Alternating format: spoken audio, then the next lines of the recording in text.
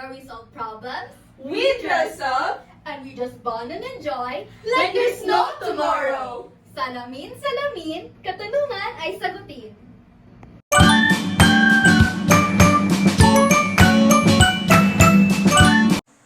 Mula sa graph, makikita natin ang pagtaas ng temperature ng Earth mula 1880 hanggang 2020. Ang laki ng pinagbago nito. Narinig niyo na ba ang salitang climate change o pagbabago ng klima? Bago yan, alamin muna natin kung ano ang klima. Ang climate o klima ay ang pangmatagalang panahon sa isang lugar. Iba ito sa weather o panahon na sumusukat sa pang-araw-araw na temperatura, hangin at ulan sa isang lugar. Ang climate change ay ang pangmatagalang pagbabago sa pattern o kinikilos ng klima.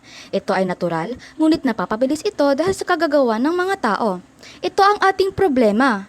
Bumibilis ang pagbabago sa klima ng mundo. Napansin niyo na ba ang matinding pag-init nitong nakaraan? Scary, di ba? Dahil sa climate change, nagiging abnormal ang mga klima sa mundo. May sumusobrang init at may sumusobrang lakas ng mga bagyo. Ano kaya kalagayan ng Pilipinas ngayon? Yun naman, nagdadala ko kayo sa isang artipelago sa Asia. Ang Pilipinas at ako nagdadala ng isang bad news galing sa Pilipinas. Ano nga ba ang status ng global warming at climate change sa bansa? Bakit ito bad news? Paano ito nakaka-apekto sa buhay natin? Ang temperatura sa ibang parte ng bansa ay umaabot ng 50 degrees Celsius. Ano nga ba ang mga indikasyon ng mas mainit na temperatura sa bansa? Isa sa mga apekto ay ang drought o El Nino. Hotter weather leads to drought. Kaya naman, apektado ang ating farmers at agricultural sector. At sino ang maapektuhan if hindi nakaani ang ating mga magsasaka? Maapektuhan tayong lahat dahil posibleng kukonti ang food supply. Isa pang epekto ay ang paglakas at pagdami ng mga bagyo at ang pagtaas ng baha.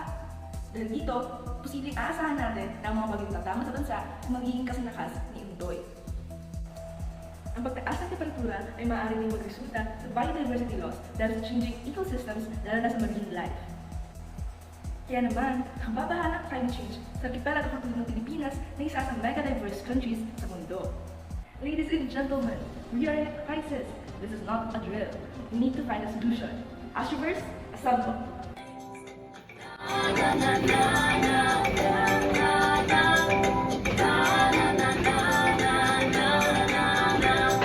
Let's see what we can do.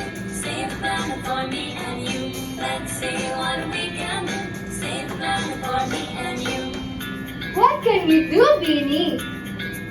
Nako, huwag mag-alala Pilipinas dahil hindi pa huli ang lahat. May magagawa pa tayong lahat para masolusyonan at ma-mitigate ang matinding pagbabago ng klima.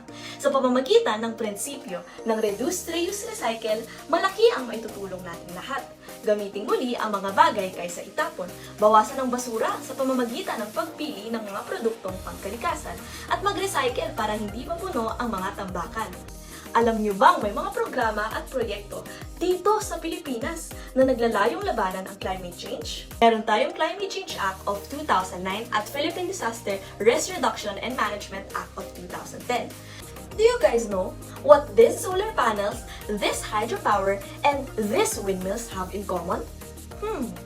Tama! Lahat ng ito ay iba't ibang uri ng mga renewable energy sources. Ito ay nakaayon sa Renewable Energy Act of 2008, isang batas na nagpopromote sa paggamit at pagdevelop ng renewable energy sources dito sa Pilipinas upang mabawasan ang paggamit natin ng fossil fuels at pababain ang level ng greenhouse gas emissions. As you can see naman, di ba? Marami talaga tayong mga efforts na ginagawa sa Pilipinas upang labanan ng pagbabago ng klima sa pamagitan ng agham at teknolohiya. Ang mga proyektong ito ay hindi lamang tumutulong sa pagprotekta ng ating kapaligiran, kundi pati na rin sa pagpapalakas ng ating mga komunidad upang maging handa tayo at matatag tuwing may sakuna. Lahat tayo ay may maaambag tungo sa isang brighter at sustainable future.